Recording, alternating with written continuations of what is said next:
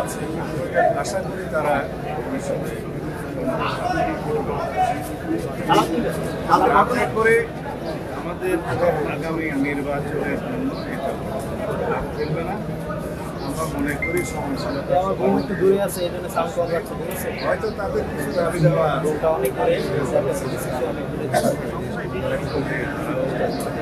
আমরা বিশ্বাস করি আর গণতন্ত্র তো সবাই এখন আছে, কিন্তু আহাত বুম ঠিক করে ধরো, এই বুম আগে ধরেন। তারা বলছে যে তাদেরকে জুলাই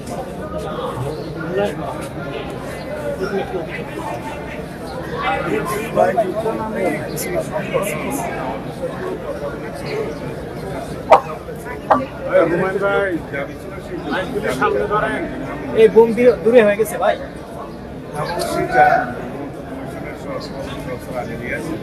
সঠিকভাবে অ্যাড্রেস করেছেন, করেছেন।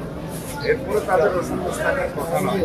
যে সমস্ত বিশৃঙ্খলা হয়েছে আমরা খোঁজ নিয়েছি, এটা তদন্ত আছে। দেখা গেছে এখানে জুলাই যোদ্ধাদের নামে কিছু ছাত্র নামধারী, সেটা ইন্টারভিউ আমি দেখেছি, ছোট উশৃঙ্খল ঢুকেছে, সেটা ফ্যাসিস্ট সরকারের ফ্যাসিস্ট বাহিনী বলে আমি মনে করি।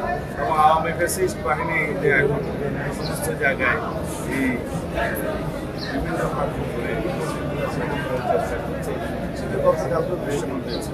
এখানে কোনো জুলাই যোদ্ধা, সঠিক কোনো জুলাই যোদ্ধার জড়িত কোনো আমার মনে হয় কোনো সংগঠন অথবা কোনো ব্যক্তি জড়িত থাকতে পারে না।